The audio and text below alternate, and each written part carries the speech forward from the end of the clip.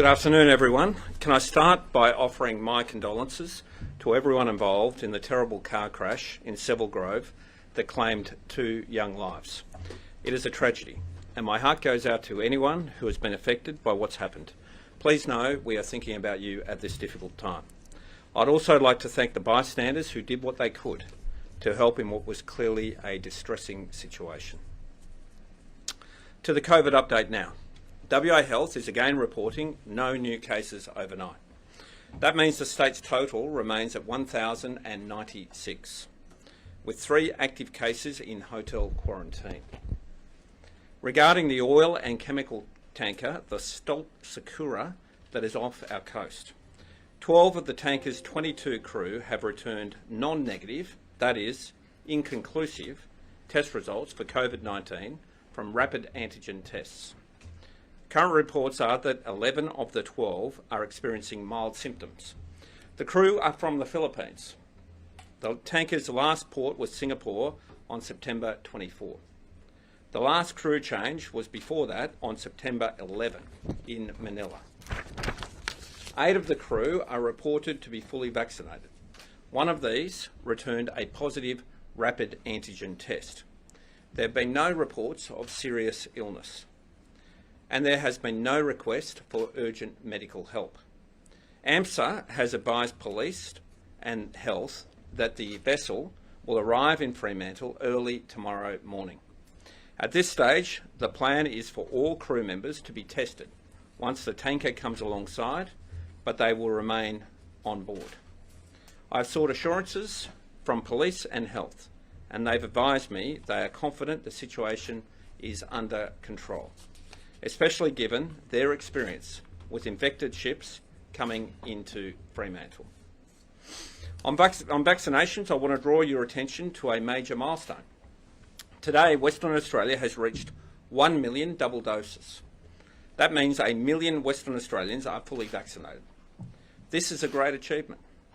So far, about 2.4 million doses in total have been administered in WA. In Western Australia, we have 80% of the current eligible population that has either been vaccinated or got a booking in the system. We are now working to bring those bookings forward to ensure we have more people vaccinated sooner. With regards to today's deadline for Tier 1 healthcare workers to have a mandatory first dose of the COVID vaccine, WA Health reports the compliance percentages are very high, in the high 90%. We don't expect this direction to have an effect on the front line or the ability to staff beds in our hospitals. Our Chief Health Officer is confident everyone on shift has had at least 1 dose. 50 temporary exemptions have been granted, mainly related to pregnancy or people who've been vaccinated overseas. Tier 1 healthcare workers include intensive care units, high dependency units, respiratory wards, emergency departments, COVID-19 clinics, COVID-19 vaccination clinics, and hospital wards with designated respiratory beds in certain regional hospitals. These workers must be fully vaccinated by November 1. I want to acknowledge the vast majority of WA's healthcare workers who have done the right thing. Thank you for protecting yourselves and your families. And thank you for protecting your patients. Vaccinations have been helping societies across the world for generations. Even before COVID, GPs, nurses, medical students, and other doctors were expected to be vaccinated against serious communicable diseases such as measles, polio, hepatitis B, TB, and whooping cough. The bottom line is that patients expect to have the best protection and care around them, and that includes comfort in the knowledge that those caring for them are vaccinated against COVID-19. Whether it's a newborn baby through to our most elderly requiring medical attention, the health and safety of vulnerable patients in WA's health system must be a priority. And the vaccination of those working with or around them is fundamental to ensuring their well-being. In regional WA, we have many appointments available and more walk-in opportunities. Obviously, bookings are preferred, but there are walk-in opportunities which I encourage everyone to take up. At the Kalgoorlie Health Campus, Pfizer clinics run from 8:30 a.m. to 4 p.m. every Tuesday and Wednesday. From next week and over the course of October, there will be community clinics stood up in regional towns and cities. Some are running for a day or two, others are running for up to a week. These include Kalgoorlie, Norseman, Albany, Broome, Derby, Kununurra, Wyndham, Halls Creek, Newman and Paraburdoo. The following regions will have clinics running anywhere between 11 days and 2 weeks: Geraldton, Karratha and Merredin. These clinics will be updated on the Healthy WA website. In Headland, we have a special clinic starting on Monday the 4th of October to the 10th of October from 8 a.m. to 8 p.m.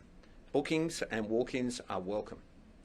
Vulnerable community members will be prioritised at this clinic along with health, emergency and port workers.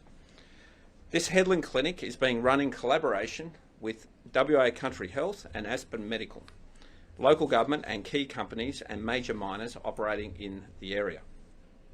I want to thank everyone for getting involved. I know our vaccine commander will be visiting this clinic next week and will be working with local Aboriginal leaders to get the vaccination rate up in the Pilbara.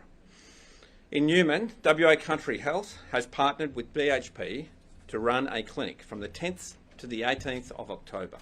Again, bookings are preferred, but you can walk in. This follows the partnership with Rio Tinto and the local Shire for community vaccination in Tom Price and Paraburdoo, which resulted in almost 1,200 first doses. The clinic will return for second doses and walk-in opportunities in the second last week of October. Western Australians have done a good job of ensuring any outbreak is quickly crushed and killed. But as we're seeing across the nation, the threat is ever present, particularly from the Delta strain, which is why we must roll up to protect ourselves in case of any future outbreak. Vaccination is the best defence that we have. The situation in the eastern states is concerning and heartbreaking for many people. Our thoughts are with everyone on the other side of the nation doing it tough. Finally, I want to take the opportunity to make a point about last weekend's historic AFL Grand Final here in Western Australia. To everyone who was involved in making the Grand Final such a special event for the entire country, I want to say thank you. From police to public transport workers, hospitality staff to local performers and suppliers, thank you for making it such a spectacle. Western Australia did our great game proud and provided the nation with a welcome memory that showed exactly what Western Australians are capable of. Are there any questions? On South Metro Health Service vaccination, apparently 7% of Tier 1 staff haven't had COVID jab before today's deadline. Any concerns about South Metro in particular? Because that's not the high 90s, it's low 90s. The advice I have is that South Metro Health Service has 96.7% first dose rate. North Metro Health Service has 99.9%. What are your thoughts on the resignation of Gladys Berejiklian? Well, obviously, I learned about it like everyone else. I'd probably just say this. I wish her and her family all the best during a very difficult time. And I do hope the New South Wales government is able to select a good replacement as Premier. Do you hope this will lead to a reset of the WA and New South Wales political relationship? Oh, look, I'm not too concerned about that. But you know, it's obviously I didn't get to see the press conference. I was in other things, but obviously a very distressing time for her and her family and probably her supporters. So I just wish them all the best during this difficult period. You know, the ban on international travel will be lifted in November, allowing fully vaccinated Australians to return home. Did you want to finish that other issue I was going to first? say, I mean, you know what the job's like. You do it over here. Do you think she's done a good job? I mean, you've obviously approached it from different. You do the job differently, but do you think she's done a good job? Oh, look, I don't live in New South Wales, and I haven't for 35 years. So it's not something I'm really not close to it over there. But I imagine when you put your life into your career and you work long hours, it's a distressing period for her and her family. So that's probably all I'd have to say about it. Was she at National Cabinet today? No, she wasn't. The Prime Minister raised the matter at the start, and he said he'd pass on all of our thoughts in regards to her during this difficult period, and all of us agreed with that. Who was in her place for New South Wales? No one. Empty seat. Well, there's screens, so I don't know if there was the screen. I don't think the TV was on for them. There was just no one there. Were any decisions made that might affect New South Wales? I suppose everything that happens has an impact on all states, but you know, there was nothing. I suppose there were things that would impact New South Wales. That's right, but no, there was no one there from New South Wales. International. Oh, well, except for the Prime Minister. Yes. So international travel. He is from New South Wales, as we know. So are you, actually. Well, that's a long time ago. You can't help where you're born. So international travel, the ban will be lifted in November allowing fully vaccinated Australians to return home. To quarantine at home for 7 days. What will that mean for WA? It's really a New South Wales thing at this point in time. So the issue is about Sydney. So with New South Wales having very, very high levels now of infection, and the virus basically is present in New South Wales and won't be stopped, I think the view is that if people from New South Wales want to fly overseas and come back, they're really not adding to the risk, because New South Wales is highly infected, and probably going overseas doesn't change the risk profile. So it's a New South Wales issue. We're not going to do that at this point in time, and as the Prime Minister said, different states are at different points in time along this spectrum. But I do understand it is difficult for many people, and many of us look forward to travelling overseas at some point in time in the future, but this is not something that will apply to Western Australia or indeed other states outside of New South Wales at this point in time. Do you see a problem people being able to fly to Paris but not to Perth, Australia? Look, I don't think that is a big problem. And I'll explain why. We will open up, Western Australia will open up internationally at some point in time. And it's probably just a difference of months between us and other states, in particular Victoria and New South Wales. And if that means in the interim we don't have mass deaths, we don't have huge dislocation in our economy, we don't have lots of people losing their jobs, well then I think the choice is clear. We wait till it's safe. What exactly is your plan though with international travel? So if it's not going to be 80%, what exactly is it going to be? And then how is it going to work if people are going back and forth internationally and then trying to also come to WA? You know, the way it works is this. As I've said on numerous times, between 80 and 90%, our plan is to set a date. And we'll set a date when interstate borders will come down, with New South Wales and Victoria. And in terms of international, we'll set a date that we would accept people into whatever arrangements the Commonwealth proposes. And that will be sometime in the future. Putting a hard and fast date on these things, I find, is always unproductive because inevitably things change. So it'll be sometime next year, I expect. And sorry if I can finish.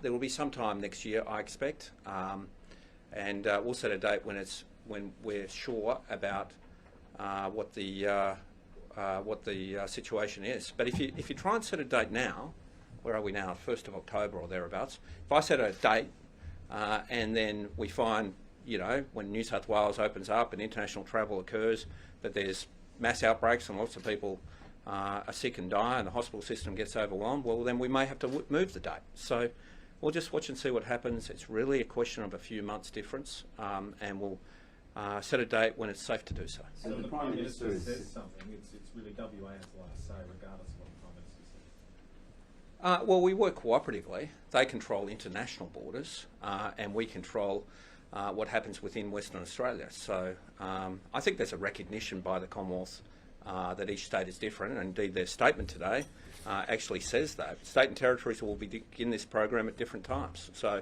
that's the Prime Minister's statement today. That's what he reiterated at the meeting today. And the reason behind that is some states have high levels of COVID infection and other states have none. And because we have none, obviously our trajectory on these things is different. Imagine if I open up interstate or internationally, or allow people to fly overseas and come back, and we have community spread of the virus. No one will thank me. No one will say, that was great, I got to go to Paris, but we shut down parts of our economy and people have died. No one will say that was a good outcome. What we're trying to do here is set a pathway that has a soft landing from COVID, a soft landing, so that we come out of this with as fewer deaths as possible, with as little economic dislocation as possible, and everything getting back to normal when it's safe to do so. Just to clarify, when Western Australia gets to 80% vaccination, you're not going to allow West Australians or Australians returning from overseas to quarantine at home for 7 days? I wouldn't think so at this point in time. No, I wouldn't think so. We'll wait and see what happens in other states. But as I've said repeatedly, it's between 80 and 90%. We'll set a date at that point in time.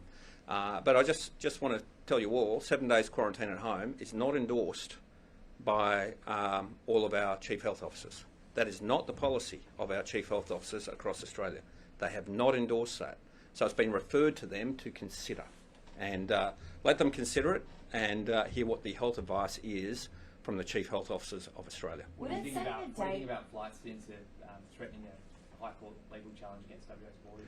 We've been through that before with Clive Palmer. We defeated him in the High Court, and I'd urge Flight Centre not to go down this route. I think it would be very unproductive for them. Would it setting the date sort of incentivise people to get the vaccine, given that they may have a sort of a benchmark to reach? I mean, what's so bad about changing the date if you do set one? Well, I don't want to set artificial dates that we have to change. I want to provide advice that is certain when we can do so. And all I'd say is our vaccination rate goes up, I think it's about 0.5% a day. We still are vaccinating large numbers of people, and as I outlined to you before, we're doing all sorts of innovative things all over the state, particularly in regional communities, to try and lift the vaccination rate out there in regional communities. We have to make sure that we don't just have very high levels of vaccination in some parts of the state and lower levels of vaccination in other parts of the state. So we're working to do all those things at once. Once we get to those high levels of vaccination, then we can make these decisions. But, you know, I mix with lots of people. I mix with lots of people in public. And people are happy that we are in this position as a state. And they want us to be safe. And they want us to get to a position that we can do these things safely. They don't want us to rush it and fall at the final hurdle. We've done so well now for nearly 2 years. Why rush it and fall at the final hurdle when we don't have to? Obviously, if we have outbreaks within Western Australia because of ships or truck drivers or aircrew or someone sneaking in or whatever it is, well, the situation will change. But we're not in that position at this point in time. I just want us to work as hard as we can to have a soft landing out of COVID with minimal health impact and minimal economic impact. So you don't think it would incentivise people at all? As I said, we're getting people vaccinated at about 0.5% per day, and our rate lifts every single day. So we're at, 67% first dose today. We've just cracked 1 million people double dosed. We're putting in place all sorts of measures to get people vaccinated, and our vaccination program continues to roll out. There'll be innovative things continue to happen to get people vaccinated over the course of coming months. And when we get to that high level of vaccination, then we can set a date. What happens if other states choose to open up to Victoria and New South Wales when they've hit 80%? Do we then shut ourselves off to South Australia, Northern Territory? What's the plan there? Well, we'll judge that at the time, but most likely we'll judge that at the time. Pretty sure Tasmania is not going to. Tasmania has a very similar approach to us, and you can understand it. They don't share a border with anyone, whereas we have the nullarbor between us and the other states. So we're very similar to Tasmania and very similar attitude to dealing with this, and I think that's the right approach. Given, as you said, the Commonwealth has responsibility for the international border, how can you go against the Commonwealth's policy on international travel at 80%? Is it not their gift to decide who comes through Perth Airport when we get to 80%? Yeah, but if people do, then we can set rules about what they do then. And if we set rules about hotel quarantine, a lot of people won't want to do that. So what's your advice to, say, a WA resident who decides to travel to Sydney next month to catch a flight to Paris or London? are they going to be able to get back into WA? Not necessarily. We have an extreme border with New South Wales, so my advice would be don't do that unless you want to spend a long time in Paris or you want to spend time in New South Wales. You mentioned the crash at the start. We understand Minister Sathiotti has a connection to one of the victims. Have you had a chance to speak to her? Do you know how she's going? I spoke to her this morning. She's obviously upset as a family member, but her family is obviously suffering, and these are just tragic things. Kids in cars is just a worry for every parent. Regarding travel sort of within the state, with ATAR sort of coming to an end and people making leavers plans, will there be an expectation that people going to Dunsborough or Rottnest or any of those places, will students or leavers have to be double vaxxed or have a first vax? Will there be any plans to restrict travel if they haven't had any vaccination at all? The Police Commissioner is working on that, or Vaccine Commander is working on that. It may well be that to go to leavers you have to have a first dose, and that's something he's currently working on. We're not finalised on that yet, but that's something that is a strong possibility. What's the vaccination rate been like for teenagers, kids? Over 16 stronger than 12 to 15s. Bear in mind that I haven't got it in my head, sorry David, but 12 to 15s isn't strong at this point in time, but bear in mind it's only been open to them for a couple of weeks. Over 16s is much stronger because it's been open to them for longer, but clearly that's an area we need to do more work. But you know, as a parent of kids that age, my kids are getting vaccinated because it's the best way of keeping them safe. What they're finding in New South Wales and Victoria is large spread through kids of that age, so getting them vaccinated is an important thing to protect them. Just found last night you spoke about Australia's relationship with China.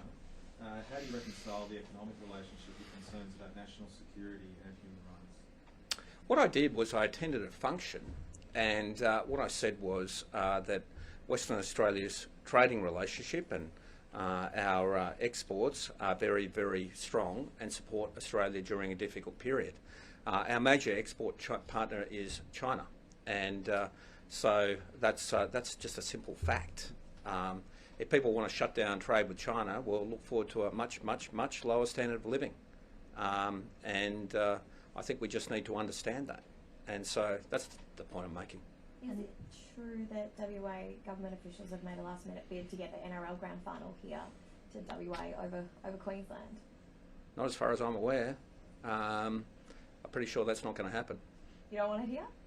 Well, geez, we just had one grand final, and that went pretty well. But I think it's scheduled for Brisbane on Sunday. So look, I don't want to try and take an event from Queensland. If the NRL grand final is happening there, well then let it happen. There's no discussion about it at national cabinet? No, there was a bit of mirth about it. That you know, hopefully the event's happening on Sunday. I think there was a bit of mirth about that. But you know, I don't really follow rugby league anymore, so I don't even know who's in it.